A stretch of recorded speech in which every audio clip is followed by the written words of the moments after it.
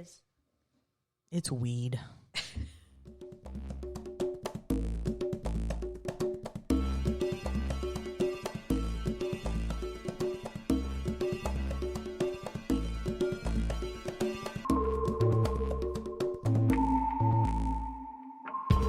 Yo, yo, yo, yo, yo. Pot Smoking Moms Podcast is where it's at, baby, baby. Oh. Yo, you're right where you're supposed to be. Welcome, welcome. I'm Sunny D, along with my homegirl, Captain J. Hello. I don't have a rap. Yeah. She was dying to do that. I know. You should have seen her trying to record that right before this. Yeah. Special just for you guys. Hey, if you like our show, which I hope you do since you're listening to it, please rate, review, subscribe, share the show, and be friends with us on all our social medias. PotsmokingMoms.com is the website. Everything is there, even our Patreon, which you should definitely jump on because it's fun and there's lots of, I don't know, secret stuff that we do on there that we don't publish on all of our platforms. Secret stuff. Come see our secret stuff. Be a patron. What are we smoking on today? I'm gonna relight this J that we were just smoking during our live before we started recording. So, what is the J again? Do you remember? The J. So we got this from. If you look at our friends, she's Emily. Oh no, that's her name, but her screen name is Cudbud420. We got VS Cones Blueberry Diesel Sativa. And we're using these little clicks social smoking device to pass it. You know, since the COVIDs, we can't really be sharing blunts and whatnots anymore. So socialsmoking.com has made these little joint and blunt glass holders. They look regal as fuck. And it has a little magnetic tip and you just click it. And pass it around. It has a detachable tip. You put it at the end of one glass tip, and it has a magnet on one end to attach to another glass tip that you can remove, and everybody has their own little glass tip to attach. Pretty fucking cool. Socialsmoking.com. So we're hitting that joint. This is the last show of the season. Season finale. I know. Season finale. How are your feelings about season finale? I'm ready for a break. I'm going to be stressed out. School's about to start, and we're going to be doing a virtual. So, well, that's good. I feel like right now I think it's kind of crazy because right now the cases are higher than they were before, and everybody's like, "Yep, we're open, ready for business. Let's get it going, people. Let's go back to school. Let's go back to work." He'll go back to school once he's vaccinated. And that's going to be for a little while. So, yeah, man, it's nuts out there. Everybody, take care of yourselves. That's all. Take care of yourselves. We'll be back in October. Well, it doesn't mean that we're not going to be doing things in the downtime. So stay tuned for a couple things, giveaways, games. We would like to have another game show. Yeah, let us know if we should do a game show. Do you guys want us to do another game show? Yeah. If you do, let us know. Hit us up in the comments of this episode's post. Yeah, let us know. We also got a really fun interview today. We have Jenny Joslin from High Herstory, which is really cool. If you've heard of Drunk History, it's kind of ish along the same lines. It's women's history, and it's stoned women telling the stories. Yep. So it's really nice. It's fun. We started watching short, a couple consumable episodes. Yeah, and very interesting women that they tell their stories about. Very interesting, and they do pick really, really cool historical figures to talk about. Obscure ones that you don't hear of, right? And you know what's really cool too is I actually checked out the app that they're on. Yeah, because it has other shows, and they have a lot of like that's where your show shows. Can be, dude. your I'm show telling you, can be on this network. This network has, so I saw some guy has a dabbing show where he dabs, and he was dabbing with Peter Dante, the guy from Old School. What? The guy from Grandma's Boy? Yeah. And then there was another one where they have all kinds of really interesting shows. I mean, honestly, High Herstory is probably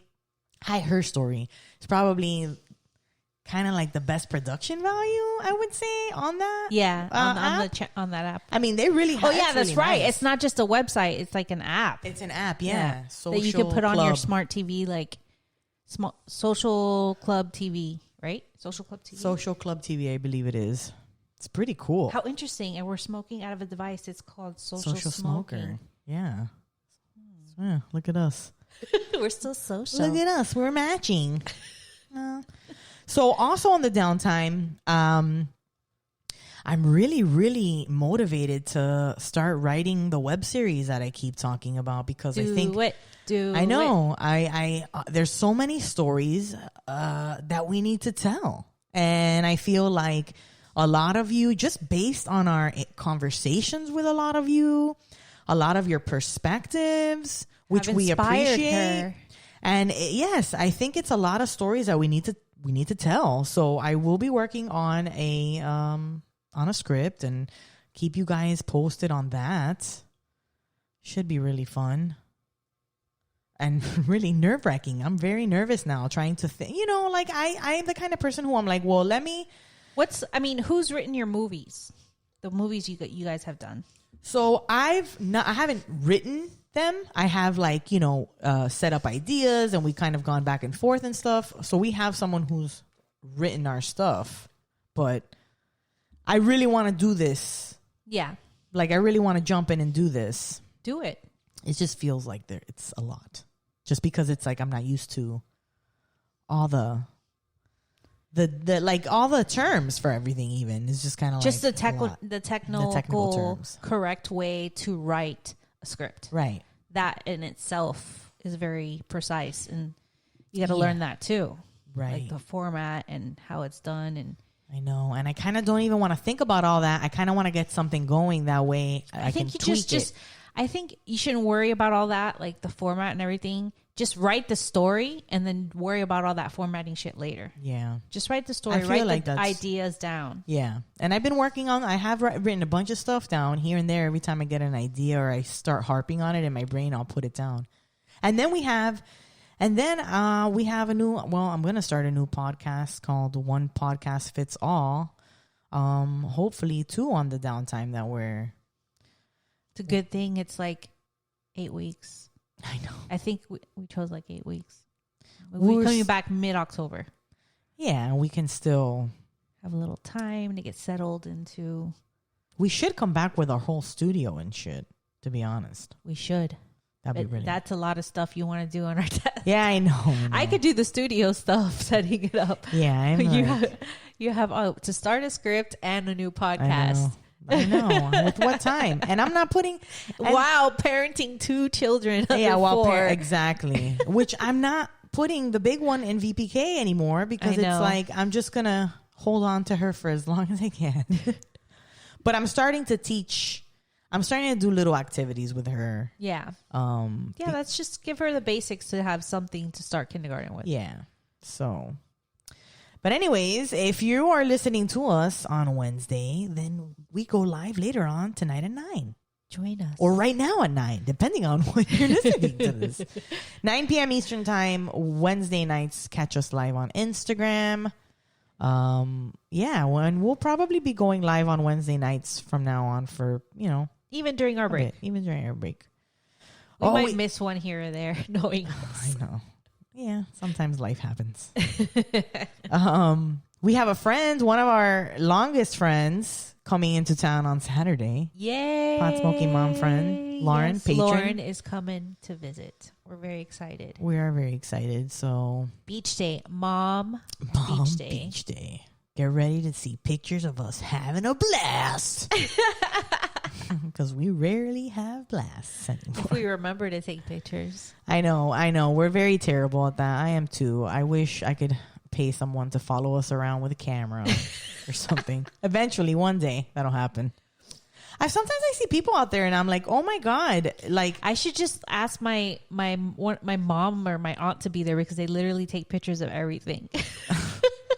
I know some people like that too. Like they're scrapbookers. They're like crazy scrapbookers and they just cannot stop taking pictures everywhere we go.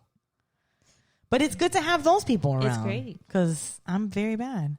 But I also I don't know how people do the thing where they're like always so intimate, showing like always documenting their life like that too. Like that's, I don't know. I can never do that.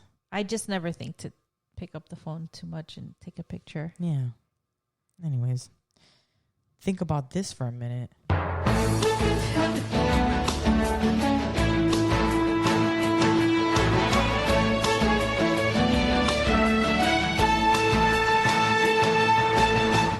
Weed news. News nugs coming to you. These states could have marijuana and psychedelics legalization on the ballot in 2022. Marijuana reform. See, they still call it marijuana and everything. Reform has advanced in numerous state legislatures in the first half of 2021, with lawmakers enacting 4 new legalizations so far this year. Now, activists in roughly a dozen states are moving to put cannabis legalization proposals directly before the voters in 2022. Across the country, advocates are in the early stages of drafting proposals, collecting signatures, and engaging in public outreach to build support for medical and recreational cannabis legalization measures that they hope to see voted on next year.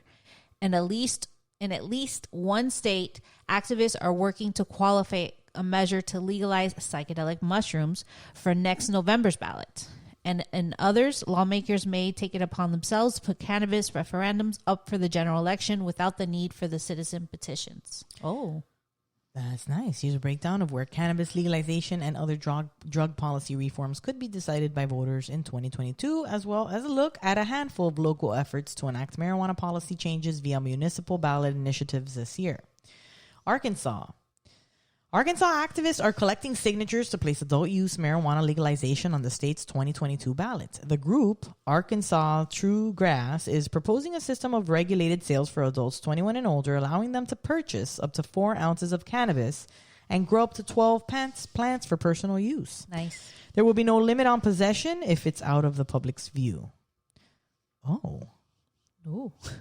True Grass and a separate group of activists attempted to place marijuana legalization initiatives on the 2020 ballot, but both campaigns were derailed by the coronavirus pandemic and failed to collect enough signatures by the deadline. Like what happened here. California. So California psychedelics activists recently filed a petition for the 2022 ballot to make the state the first in the nation to legalize psilocybin mushrooms. Am I saying that right? Yeah. For any use. I always think that's... Sorry. No, that's something to yay for sure. The measure, titled the California Psilocybin Initiative, would legalize the personal, medical, therapeutic, religious, spiritual, and dietary use of psilocybin mushrooms. I can't say it many times, apparently, for adults 21 and older. Further, the initiative would allow for the cultivation, retail sale, social sharing, and on-site consumption of the psychedelic. Decriminalized California attempted to get a similar measure on the November 2020 ballot, but they faced signature gathering complications due to corona. You and that horn, dude. Yes, California. Let's see if they get it.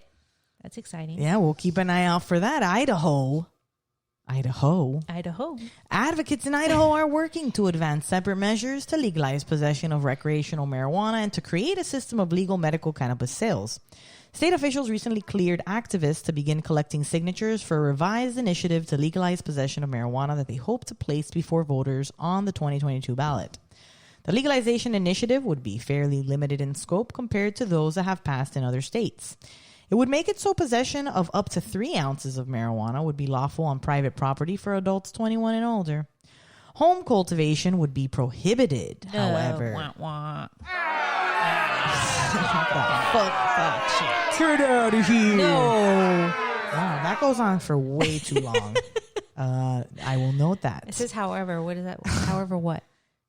Yeah, that was written wrong then. I don't know. There would be no legal and licensed system of cannabis retailers. Wait, what?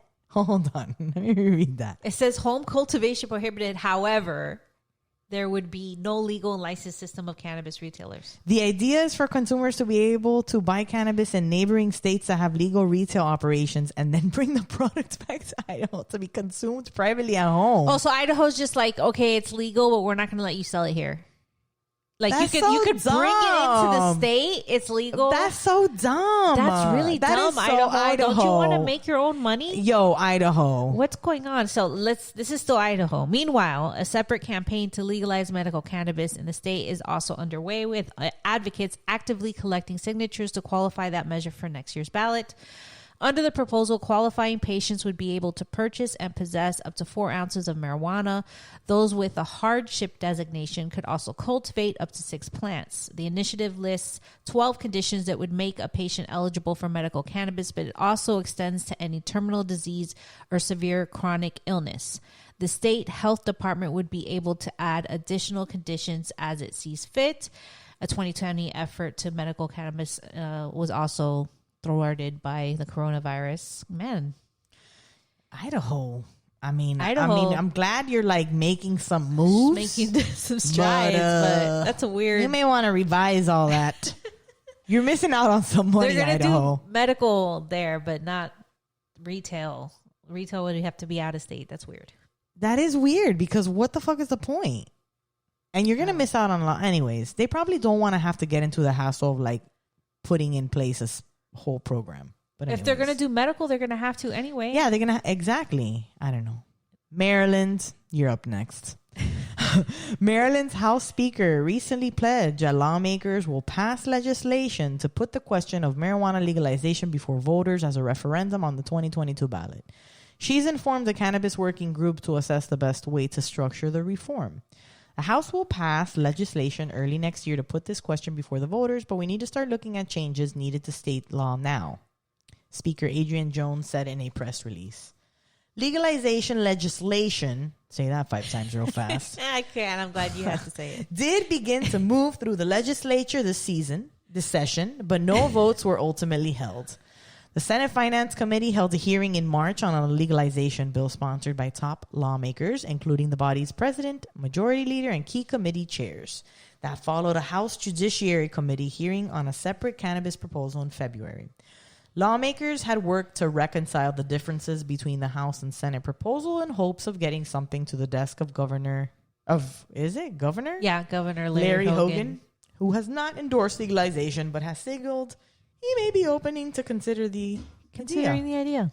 He's like, maybe. Well, there's peer pressure. There's maybe. Many efforts in your state for it to happen. So next up, Mississippi. No initiatives have been filed for the 2022 ballot so far, but advocates say it's possible a campaign could launch if the legislature fails to enact medical cannabis legalization during a special session this year, or ends up passing a bill that has less robust patient protections than they want. A medical marijuana measure was overwhelmingly approved by voters during the 2020 election, but the Supreme Court shot it down following a legal challenge to the entire ballot system,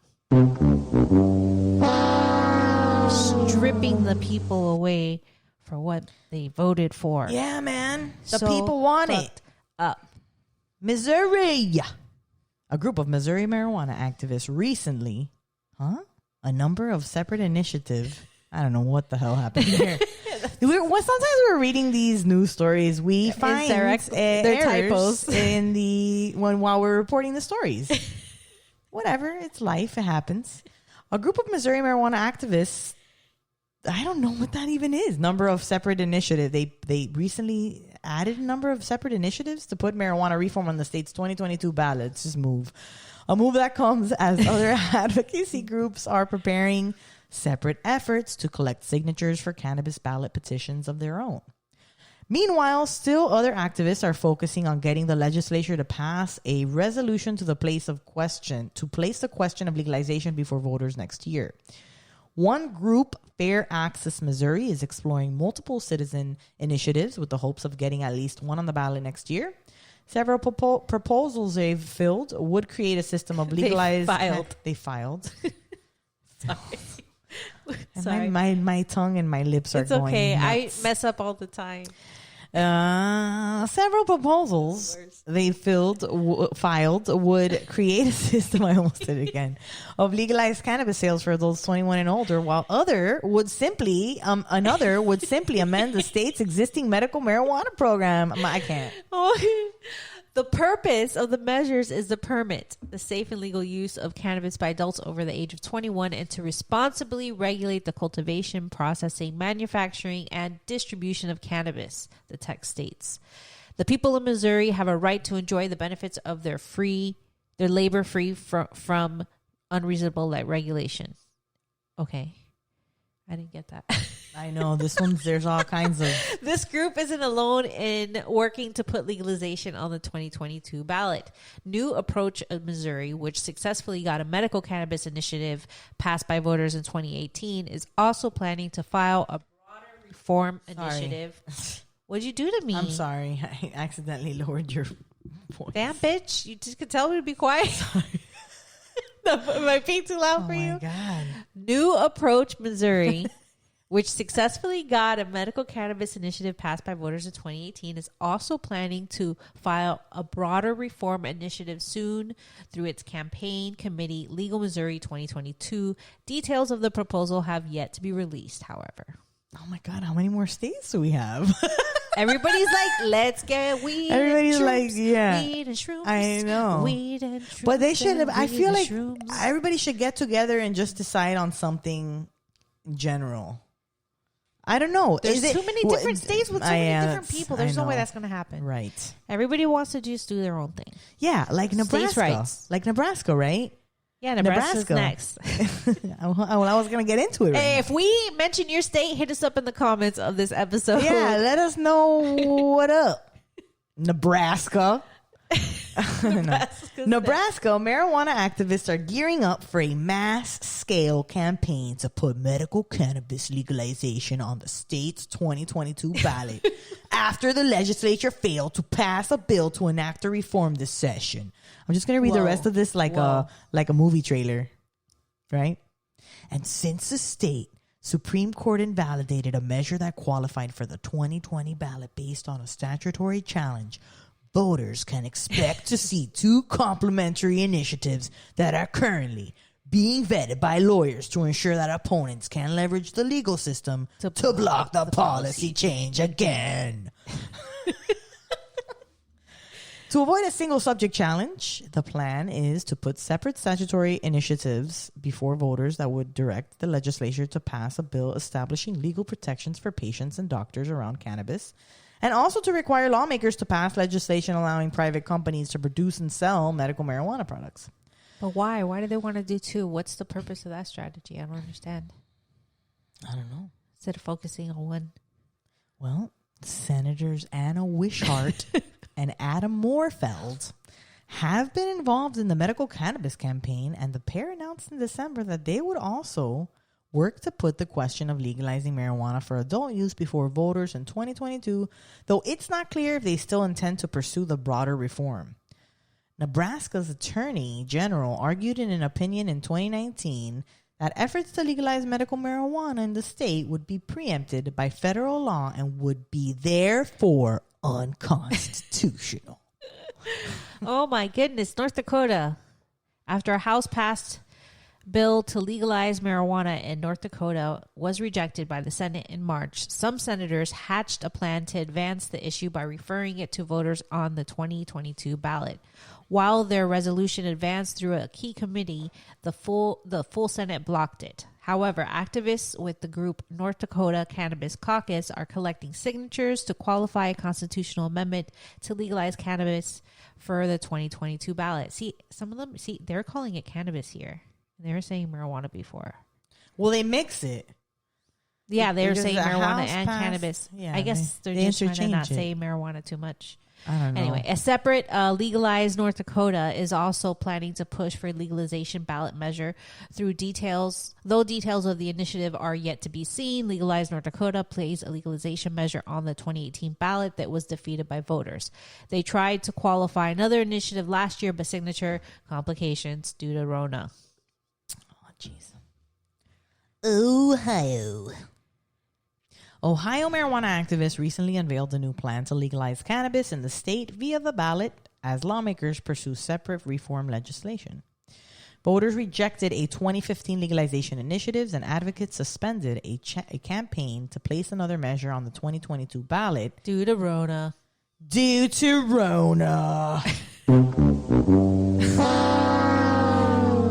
But more recently, the Coalition to Regulate Marijuana Like Alcohol. Oh, I like the name of this coalition. Coalition to Regulate Marijuana Like Alcohol. We need to say it very loud so everybody could hear it. Because honestly, I feel like you're not weighing out how much alcohol you're not putting limits on how much alcohol people consume. Yeah, I don't think so. They do have like limits in some counties or cities on like times that you could purchase it. Yeah, but... Or days. So CTRMLA launched a new effort to implore legislators to enact a policy change. The proposed law that CTRMLA is pushing would legalize possession up to 2.5 ounces of cannabis for adults 21 and older. And they could also have up to 15 grams of marijuana concentrates. Individuals could grow up to 6 plants for personal use with a maximum of 12 per household. That's not bad. That's great. That's pretty good. That's a lot. Oklahoma. My goodness. Oklahoma advocates are pushing 2 separate initiatives to legalize marijuana for adult use and overhaul the state's existing medical cannabis program. While the goal is to place both measures on the 2022 ballot, the proponents say that the intent is to have them work in parallel, complementing and even overlapping with each other. The Medical Marijuana Initiative would create a new state agency to regulate all types of legal cannabis, including hemp and high THC marijuana, and would establish funding for programs including research, environmental remediation, and mental health services. The adult use proposal, meanwhile, would allow any adult 21 and older to purchase marijuana products from existing dispensaries. Individuals could also grow up to 12 cannabis plants at home and keep or give away the marijuana it produces. This is amazing. I know. Oklahoma activists have previously attempted to qualify a legalization measure for the 2020 ballot. They filed a petition to the legalize cannabis for adult use in December 2019, but the signature gathering, blah, blah, blah, blah, Rona again. Rona really cock-blocked weed, but we still got 4 states after Rona anyway. And I feel like actually the weed sector opened up a whole lot of jobs for people during Rona. Yep. South Dakota. Another one. Activists recently filed 4 separate legalization measures with the State Legislative Research Council, the first step toward putting the issue before voters next year. If the state Supreme Court holds a lower court ruling that overturned the legal cannabis measure that voters approved last November. 4 initiatives share some basic provisions, but they each take a unique approach to the policy change. There's also a 5th measure that the group is backing, which would eliminate a single subject rule for the ballot process, a policy that led to a state judge deeming a 2020 recreational measure unconstitutional. They've been doing that in a lot of different states. So Wyoming, geez, it really is is it the whole everybody's? I think it's everybody who's every doing state something. has doing something. Yeah. Activists are seeking to put separate measures to legalize medical cannabis and decriminalize adult use marijuana before voters next year. And the Secretary of State's office recently approved the latest version of their proposed ballot language, freeing up advocates to gather a requisite 100 signatures per initiative in order to proceed to the next step. Only 100? Yeah, we can get 100. We can get 100 right now. We can get 100 right now in 1 hour. Give us 1 hour. I get 100 signatures. That doesn't sound right. Yeah. We need a whopping 100 signatures. Okay. The Libertarian Party and the state Representative Marshall Burt partnered with advocates to unveil the initial drafts of the proposals in June. The campaign, which is also being supported by Wyoming NORML, came after state lawmakers advanced but failed to pass a bill to legalize marijuana this session. The final text of the medical cannabis proposal states that patients could purchase and possess up to 4 ounces of flower and 20 grams of medical marijuana derived products in a 30-day period. People with any or more than a dozen qualifying conditions, including cancer, glaucoma, HIV, multiple sclerosis, Multiple sclerosis. Parkinson's. I'm the worst at pronouncing stuff. Parkinson's disease, dementia would also be able to cultivate up to 8 mature plants for personal use. Meanwhile, activists separate decriminalization measures would impose small fines on people possessing up to 4 ounces of marijuana without the threat of jail time. A first and second offense would be considered a misdemeanor, punishable by a $50 fine, while third and any subsequent offense would be penalized by a $75 fine. Cultivating marijuana would be punishable by a maximum of $200 fine. A bill to legalize and regulate cannabis for adult use in Wyoming advanced out of a House committee in March, but it did not move further in the legislature by the end of the session. You know,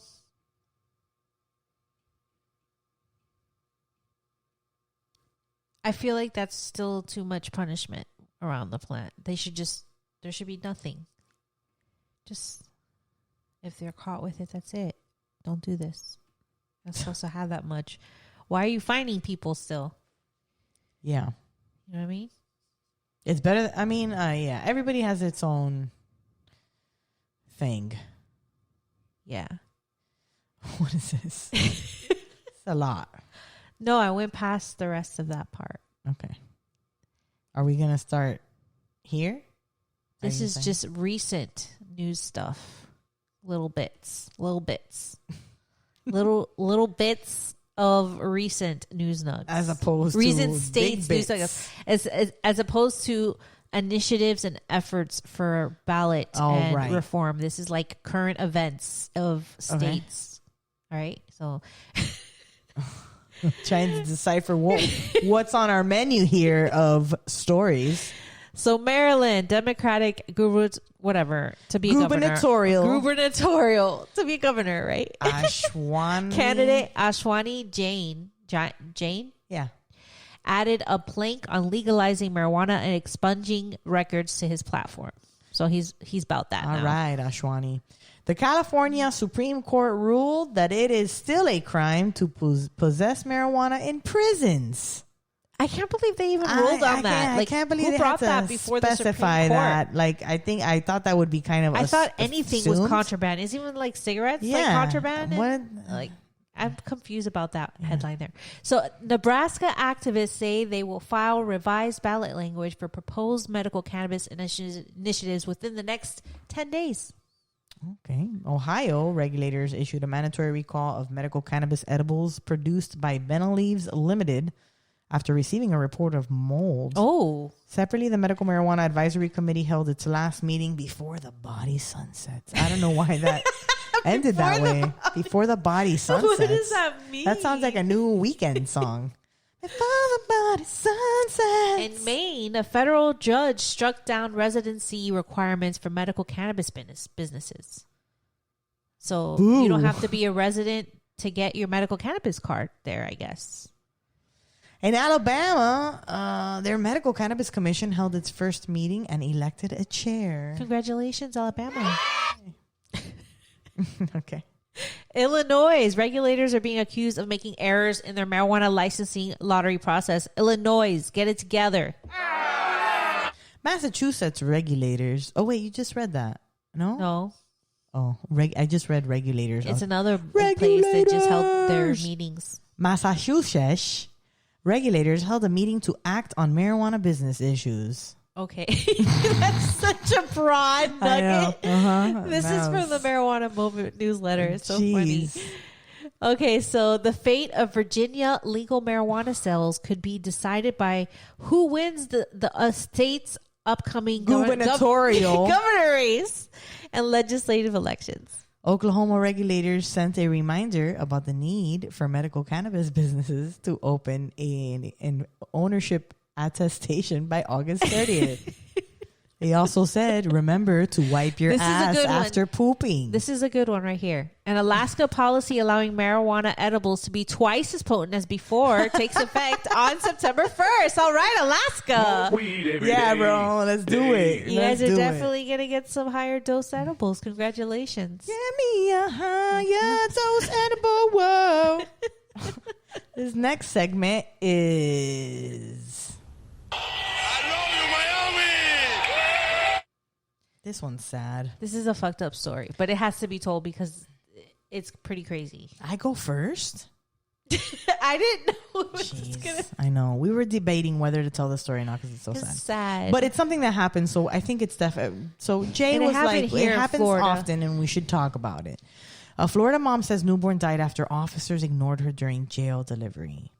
A Florida woman is demanding justice after her newborn baby died shortly after the infant was delivered in a jail cell. Erica Thompson was arrested on Monday, August 9, on felony violation of probation and failure to appear on a traffic charge. She was 6 months pregnant when she was placed in the Alachua County Jail. Thompson told CBS 4 that she told an attending nurse at the time she was having contractions. And this is what she said. She said, "I'm steady like I'm going to have my baby. I'm screaming, I'm going to have my baby. Please get me out of here. I feel like I'm going to have my baby," Thompson said. "When I said that, I felt like all bets were off. Everybody needs to be coming in here trying to check on me and see what's going on. I've had kids before, so I know exactly how it feels. I'm about to have my baby. I'm not just talking." Wow. She told the news outlet she gave birth to a girl in her jail cell alone last Monday. She said a nurse cut and clamped her umbilical cord and she was then transported to a local hospital. There at the hospital, Thompson said doctors provided no aid to the premature newborn. They didn't even put her in an incubator, she contended. They just put her in a crib. So they wrapped her up and they told me, "She's too small. We don't think we can save her. We're not going to be able to do anything." Thompson said it was hours later that her daughter died. "I basically held my baby all night," she tearfully asserted, "until she died, until she turned blue." According to the Alachua County Sheriff's Office, there's an ongoing investigation into the death of the child. A spokesperson, Kaylee Bell, said, "Our entire agency is very saddened by what Miss Thompson had to experience. We absolutely realize how traumatizing and heartbreaking it is to lose a child, and we are deeply saddened and we grieve with her in the loss of her child. We're confident that the investigation will be completed in its entirety and it will be given a full review, and if there are any concerns, they will be addressed." Civil rights attorney Benjamin Crump tweeted his support of Thompson, writing, "Erica Thompson gave birth alone in an Alachua County jail cell after staff members ignored her screams for help. By the time EMS arrived, it was too late, and unfortunately her daughter later died in the hospital. This tragedy should have never happened." Adam Christensen, a Florida candidate for the House of Representatives, penned a thread on the story on Twitter where he opined. Opinionated, like opinion, his opinion. One, arresting an extremely pregnant woman and putting her in jail because she is poor, couldn't afford bail, shows the extreme rot of the system. Absolutely. Two, the only way that this could happen is if staff at the jail are untrained and do not consider their inmates to be human. 100%. Terrible. "I'm so hurt," Thompson said, "and just still in disbelief that I had to have my child in jail in a bunk all by myself." They've created a GoFundMe account by Florida Prisoner Solidarity, has established it for her and to go to her family. She said, "Nothing can make up for my baby Ava being murdered by neglect and abuse at the Alachua County Jail." It reads, "But Heaven needs our support right now." The baby's name is Heaven. Oh, they named her Heaven. Yeah. The organizer seeks donations to pay for Thompson's food, transportation, and postpartum care while the community wraps their arms around Heaven and hold her tight while she tries to heal physically, emotionally, and spiritual from this loss. That's terrible. It also goes to show you, like, okay, for starters, really, we're putting a visibly pregnant. I would assume that you could tell, and she would probably tell you when you first take her. For a violation of a traffic charge, an appearance for a traffic charge. Yeah, that's insane. And then this have to be the end result of that is fucking wild. Wild. It's so sad. Yeah. And where is Alachua County? Alachua County? I'm not sure. Is that like Palm Beach? Close to there, like I think it's further up north. By Gainesville. Oh, yeah. It's pretty north up there. Yeah. That sucks. And then this is another story that happened in the Florida Keys. 1.3 million worth of cocaine washes ashore in Florida Keys. What? Yeah, That's a lot. I saw the picture of it. It is a lot. A lot. But it just washes up on shore. That's insane. A good Samaritan notified authorities over the weekend after stumbling upon a whopping 65 pounds of cocaine that had washed up along the shoreline in the Florida Keys. And that's just the ones that washed up. Who knows? Which one? More out there. The U.S. Border Patrol seized the drugs, which they said were bundled up in a black package and are worth a total of about $1.3 million. Authorities did not disclose where in the Keys the drugs were found. And the Good Samaritan said that afterwards he felt stupid. He probably took a brick. Took a brick. I'll just take one brick, maybe two. Can you imagine if he turned all of it in and they were like, hey, all right, thanks, buddy. And he was just like, am I going to get anything? And they're like, no, thanks. Nope, thanks, pat on the back. Yeah. Good Samaritan. That's what we get. You get in the paper. We're going to put you in the paper as Good Samaritan. Just like contraband like this just washes up. We did a story like this, I think, like in our first season, something similar to this. Where just like pounds of cocaine and weed washed up on shore or some shit. Yeah. I think we might have made a joke where we're like, they want to build a wall, but we're getting drugs in through the ocean. Like, come on, bro. What are you going to build a wall in the ocean? Give me a break. It's still getting here, guys. Yeah. And you know, have you seen where it's at, baby? Cocaine Cowboys? No. It's good. I haven't seen it. I heard a lot of good My dad things. told me to watch it. Said it was good. It's basically about how Miami is built on cocaine money. Yeah, I wouldn't doubt it. Look at all those like those high-rise apartments over there. The cocaine culture here in the 80s. Oh, Miami. Welcome to Miami. You guys are really lucky. Miami. You guys are really, really lucky. I'm going to tell you that. You guys are way lucky because the next interview is lots of fun. So Jenny Joslin is a Louisiana cannabis advocate. She's also a New Yorker. And she's a ride or die supporter to women.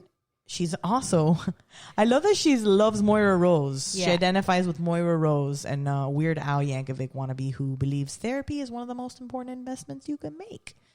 She is the co-founder of High Herstory. It's a media brand creating space for women and femmes who love weed, including the High Herstory TV series where women get high and tell stories about women from history. So we were saying how awesome High Herstory is and how much we were enjoying the episodes. And we asked, how did you guys come up with the idea and how do you come up with what women you're going to do stories on?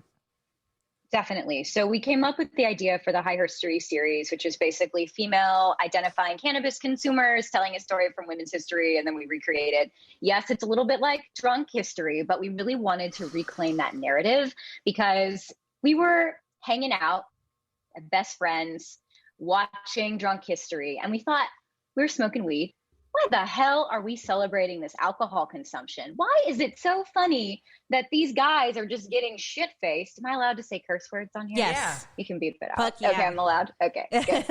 But why are these guys just getting so drunk and just being nasty and gross and they look sad, and it's not like, it's funny. Yes, it's a great show. But at the same time, it's like, I like listening to people that are high tell stories. It's weirder. It's not as obtuse. It goes in these trippier directions. And we also said, why the hell is this all about men? And they've done a lot better since. This was like 2017 when this happened. Mm-hmm. So we have to give them credit. They have told a lot more women's history stories, but we thought, you know what, we want to reclaim this narrative. And we originally came up with this idea. We pitched it to a few major networks that were interested, but then ultimately decided that showing women consuming cannabis on camera was a little bit too risky for them. What? And they didn't know if people would be into it. Yeah. This is 2017. This is also around the time when people were asking me if I cared about my reputation, knowing that I was connected to weed and that I smoked weed and talking about like smoking weed on camera. People were like, are you sure you want to do that? And, you know, I think we all still struggle with coming forward about it because 100%. There is so much stigma. But we thought, you know what, this is even more important that we do it on our own and really show this now more than ever. So we really came at it with the idea that we wanted to just represent female cannabis consumers in all of their glory. And we didn't really see that being portrayed in the media. So we just got a bunch of our actor friends together, and we knew that they all had some relationship with cannabis. They'd all smoked before. And we just asked them to pick a story. We did a little bit of fact checking on their research, and we just tried it out as an experiment. And that's what you see for season 1. And then it took us a minute to get everything together, to get funding to do the reenactments. So the reenactments are almost a year after the actual interviews. But we got costumes and props and everything together. That's the most difficult part, actually, is compiling all of that, because you have people say really weird stuff and you have to somehow make it work. You have to yes and. You can't just deny the reality that they've created for you. Exactly. And that's why we're going to be a little bit more intentional with some of the stuff that we're going to guide the story a little bit more when we do future seasons. But we also had animation that we incorporated. So if there was anything that needed a particular little flourish or a flair, we had some animated moments in the show. We're going to expand on that in season 2. Season 1 was very much an experiment. We could have made the episodes so much longer, but we decided to make them shorter and more bite-sized for a lot of it for cost reasons as well. But yeah, we did it. Let me ask you this. It's also more consumable that way when it's short. I feel like a lot of people like that. They like those short little. Yeah, especially I got really shitty attention span. So if my attention's not captured within the first 30 seconds of something, you know, but yeah, I kind of wanted to ask you. So you guys, all right. So you guys do research, or you pick a person, do research so that you know where the story's going and whatever. But are you telling me that the person telling the story, even though, you do your research ahead of time, they're still improvising in the moment when you're capturing, when you're recording? So what you're saying is ultimately, will you guys kind of listen? I think they let them tell the story and they just fact check their story, right? Well, but no, they have to do research first. They can't just definitely. know The something narrator off the top does of their their own minds. research. Right. The narrator does their own research. Right, but then... Am I wrong? Sorry. Yeah, they're right. Yeah, the narrator does their own research, but we work with them to just make sure that it's accurate, and that, they're not just getting something off of the internet that's just some garbage, Yeah. Yeah. We want it to be accurate. We love women. We want to tell their stories accurately, and they've been left out of the historical dialogue enough. So I want to try to get it as right as we can, even if it's a silly show about weed. And it's so funny true. how it's some really random facts they know about these women. I'm like, how do they find that out? That's so cool. I think those are the things that work the most. I think that especially from a stoner's perspective, I think it's the little nuances that really capture our attention more than anything. Definitely. It's really funny the things that people would fixate on. Like Iman, who told the story of Stagecoach Mary, she just could not stop talking about these chickens. Like, she found out in one area of research that Stagecoach Mary, who was the first African-American U.S. postal worker, who was this woman that was known to any form of weather, she would just get the mail delivered back in the Wild West. And Iman read one time that she had a lot of chickens, or that she raised chickens, and she just couldn't stop talking about the chickens. And she just went into this whole state where she was like, did she get tired of chicken? She was putting herself in her shoes, and it was just such a strange moment, but it worked. She wrote a whole backstory for her. That's pretty funny. Yeah. So why did you choose Josephine Baker? I loved everything about Josephine Baker. I am obsessed with the fact that she was a spy. Yes, I just think it's cool. the most fabulous thing. I would want to be a spy. I wish I could be a spy. And I can't now because I'm talking about it publicly and everyone will know that I'm a spy. But I just think it's so cool that she was able to just get under really the radar by being a celebrity. It's just so funny. That's funny. So what for your next season? So what are you thinking? You're gonna be more? You're gonna write a script more? So you think? We're not going to write a script, but we're definitely going to have some more beats to keep people on track, because what ended up happening is that people got so high that it was great, but it also just, I think, will be even more sustainable if we're able to just have people just kind of be able to cover some structure and then go off in the weird directions. Like we're going to not get them as high from the start.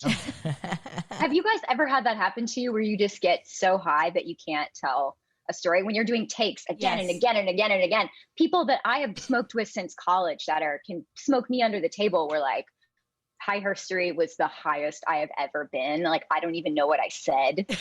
Because we had edibles for them. We did this little tray with all the stuff for them. They had edibles and they had tinctures and they had joints, and we didn't really limit it. We just let people go to town. And I think they got really excited and they just kept eating cookies. And it's like a charcuterie board of oh weed. my God, that's that's like a fantasize about a charcuterie board of weed. Are you kidding me? Like having a wedding or having a big party and having a table full of weed shit you can eat. Oh my God, it's like a dream come true. It's a dream. How do you select your actors that are going to be narrators? Are these all people that you know, or do you put ads out or anything like that, or do you select from the public? These were people that we knew for season 1, but for season 2, we're going to be opening it up to women in the cannabis industry and anyone who is a person that likes to smoke weed and be on camera. Actually, you guys should totally be on it. And, she should do it. Sunny D, I know you have a theater background. Yes, she can even be an actor in it. No, I'm not an actor. I don't like being in front of a camera. You like being in front of a camera. She's done a bunch of short films with her own theater. What I was going to ask you this though. Yeah. You said that they're getting too high. I feel like when you drink alcohol, you can get fucking hammered, right? As we could see on Drunk History, those guys they're even puking. I mean, it's no, I think, which ultimately alcohol I think is way worse than weed. I think for some parts you kind of have to act a little stoned because you cannot get, I mean, even if you get crazy stoned, you are way more. You have a high tolerance, so you don't show it as much. I get, maybe that's it. Maybe that's it. I would have to, I don't know. I've never, I have gotten stoned to the point where my brain's just ugh. But yeah. I don't know. I feel like it's not the same, at all. I could smoke for a while and I don't know. I could get pretty high and not. I've done it before on the podcast where I can't even think about any more questions or form a thought. Sometimes a full it's in my head, but I'm having trouble saying it. Right. I've had and then your whole system's I say it wrong. I say. Yeah, I get into the state where I just can't stop giggling. And I'm nonsensical, and that's good for a minute, but you want to sometimes be able to articulate some stuff without the giggles. Shit, I'd like some of the giggles right now, to be honest. I think we could all use a giggle fit right about fucking now. God damn. Oh man, yeah, some of that serotonin. So was all this done in New York? All the filming and It was done. It was done in a everywhere, probably everywhere. Anywhere you could do it. Yeah, everywhere we could do it. That's what I'll say. So you? How long have you been doing theater? What is your acting background like? How did you get into this? I've been a theater kid since I was a wee one. And I actually met my co-founders in college. We were theater majors together at Texas State University. And we were waiting tables at this Chinese restaurant where the norm was to go out in the side of the restaurant and smoke a joint before you serve up the buffet. And we all kind of bonded over cannabis. And that was the beginning. And we really ended up using it as a tool to deal with depression and anxiety and PTSD. And it really was just such a beautiful tool. And we would make films and we would make all kinds of stuff. And then when we all happened to be in New York at the same time, we thought, let's take all this theater kid stuff and start incorporating it into the cannabis world, because we're just not seeing the kind of representations of women that we know to consume cannabis in the media. There's so many stereotypes about you're lazy or you're unproductive, and we all know that's not true. Yeah, if anything, look at Snoop Dogg. He never stops working. Are you kidding me? All that guy does is smoke weed and work. What is he not in? Yes, he's so successful. Yeah, there's a lot of highly successful stoners, and I just Pun intended. yeah, pun intended. And I just feel like, I mean, how loud do we have to get? Like, it's obvious. I don't understand I don't know. I mean, yes, this is something that people have. It's a stigma that has been embedded in everybody's minds. So yes, we do have to give people room and enough space to like adapt. We were talking about this on our live the other day, actually, that there's not enough woman representation in the cannabis. Like we were talking about, for example, stoner movies. Right, stoner movies. Yeah. How many stoner movies is female centered? None. We couldn't think of one. We could think of movies. We could think of movies where there's like a scene where women, get stoned, but never like a stoner comedy that revolves around like weed. No. It's usually always involving alcohol. One. Stupid not alcohol. Nope. No, nothing. Yeah. It drives me crazy. I what love are we Pineapple doing? Express, but I'm like, I would like to see the female Pineapple Express personally. I know that some people have come out and said publicly that actresses and stuff that have been in like high maintenance have said, we don't need that. Can we just have it be a normalization? We don't need to like show it. But I kind of want that because I love female comedy. I love like movies where groups of women get together and they do bad things. Yes. And, like, are you kidding me? Bridesmaid, Bad Moms. What about, I'm sorry, I'm a big fan of the Ghostbusters, the new female remake. I think it was phenomenal. I love it too. Yeah, I really enjoyed that one a lot. Yes. Same. Like we were got a saying, lot of hate, but I thought it was great. Working Moms was an example. Working we Moms, brought a show, that's funny. and like they've had maybe a couple of scenes where they there's been smoke cannabis a joint, involved. but it's like But always moms in Canada. You mean to tell me not one of them is a it's pothead? fully Like legal not in one of them is a Canada. daily cannabis user? Yeah. Please. Come on, how come you don't have that character? How come that's not in there? That's the only thing. We need more. Yeah, man. I know we do totally. What do you think of? What do you think of people who are people, because women do it too. I feel like sometimes women get stuck in societal norms, and so they feel like they have to act a certain way to kind of fit in, so they won't like challenge the norm. But like doing stand-up comedy, you get a lot of like women aren't funny and that fucking bullshit and shit fuckery. Like, what do you think about that? What do you say to someone who just says like women aren't funny? To go and fuck themselves, because that is so not true. How can you say that when there's so many incredible female comedians? There's look, Lucille Ball, like Wanda Sykes, like Chelsea Handler, like there's so many funny women. I am so tired of people thinking that's even part of the narrative. But you see it because women don't get as many opportunities in film and television in the comedy sector. And I feel like that's changing a lot. There's been a lot of really positive progress in that direction, but it's still not equal. Yeah, for sure. You know?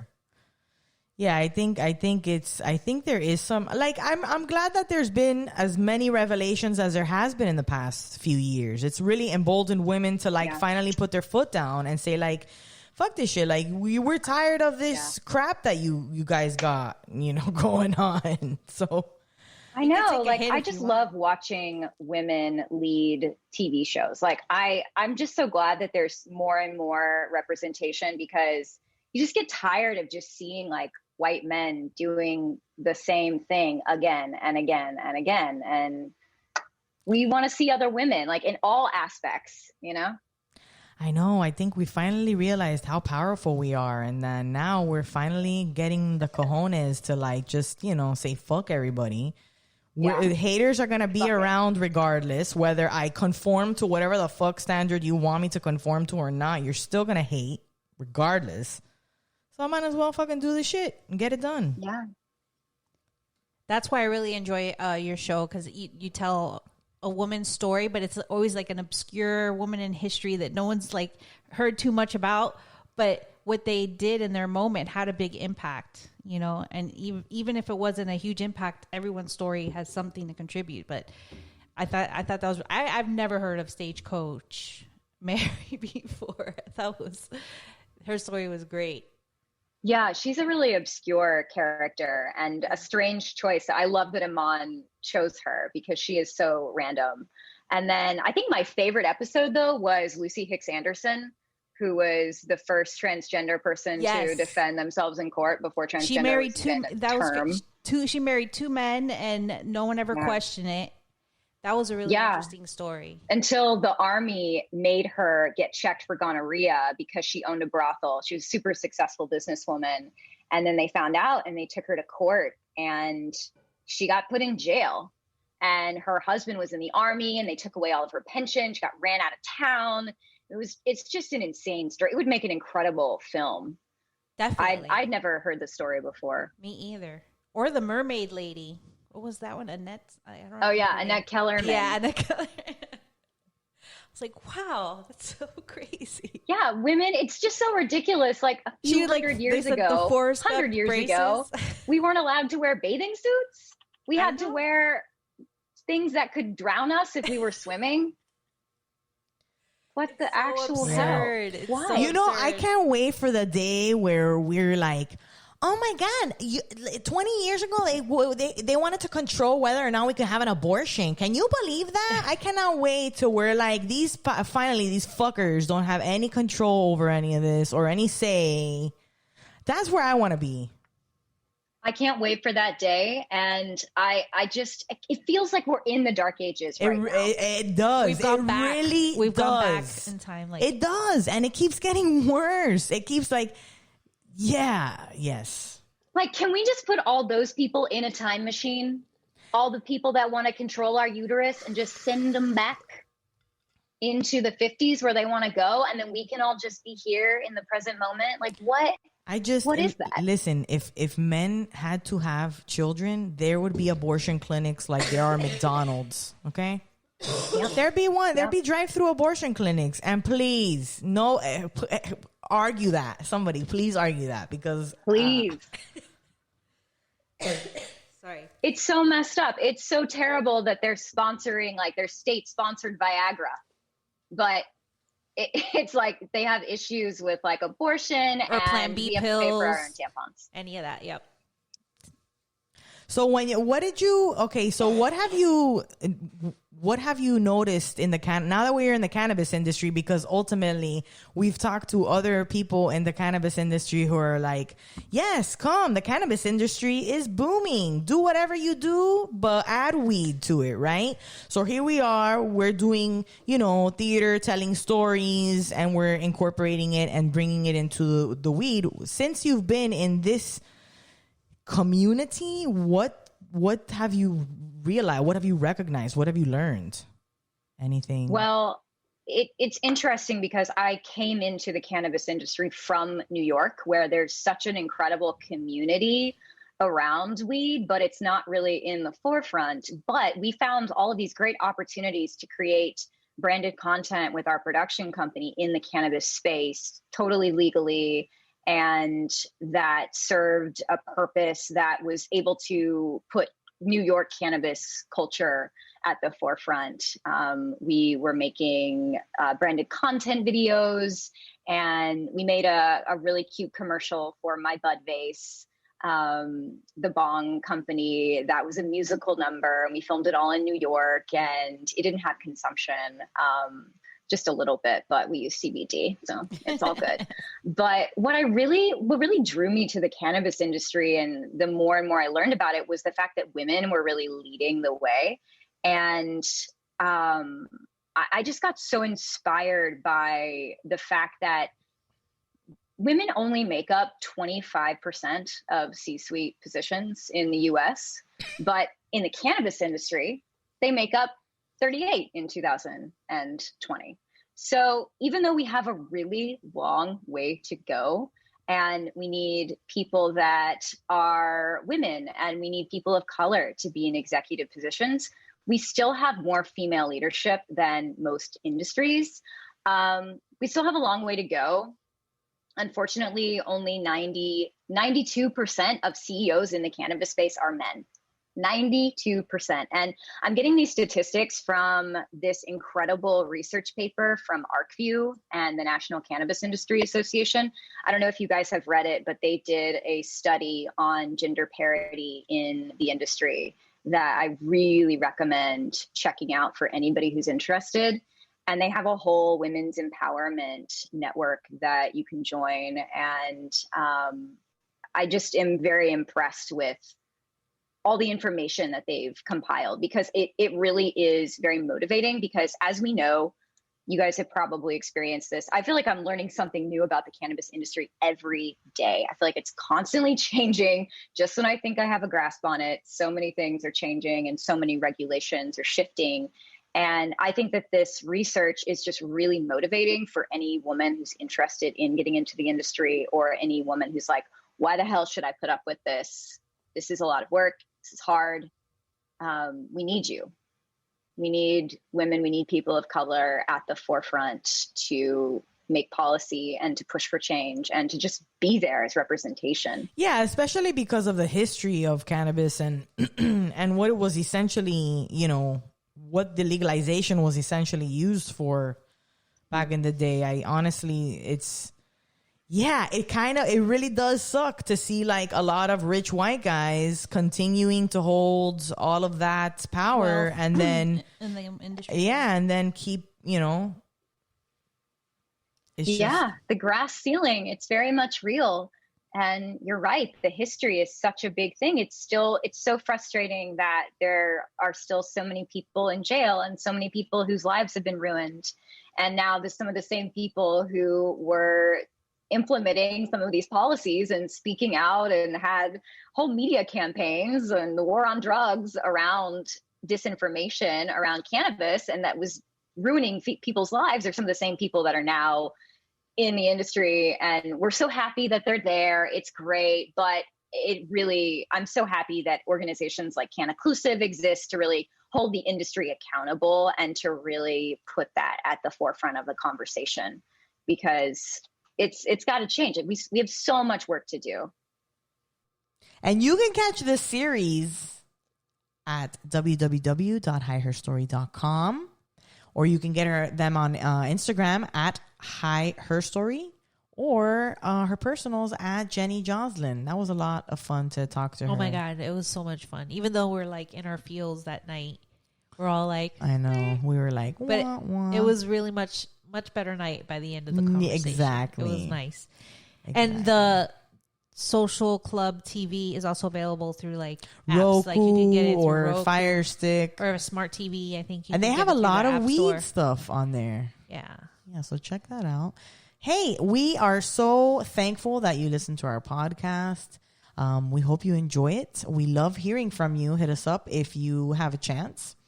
And thank you to all of our sponsors, patrons, Yanni Reyes, Destiny Adams, Lauren Hadsel, Jesse Reyes, Christy Rodriguez, April Collins, Terry Grimsley, Shelby Gleckler, Denise Caceres, and Liza. Thank you guys. We love you. We had lots of fun at our patron Zoom sesh. If you want to join in on the fun, become a patron for early access to episodes, additional content, full uncut versions of our interviews, and we have Zoom smoke sessions. So drop on over into Patreon. Again, remind you that Instagram Live, Wednesday night at 9 p.m. Eastern. Come say hello. Come hang out with us. And talk to us about the show if you want. Put your kids or to just bed talk to us come about smoke pizza with us. Frozen pizza. Please subscribe, rate, review, and share our content. We adore you guys. Potsmokingmoms.com is a website. Tell everybody. Bye.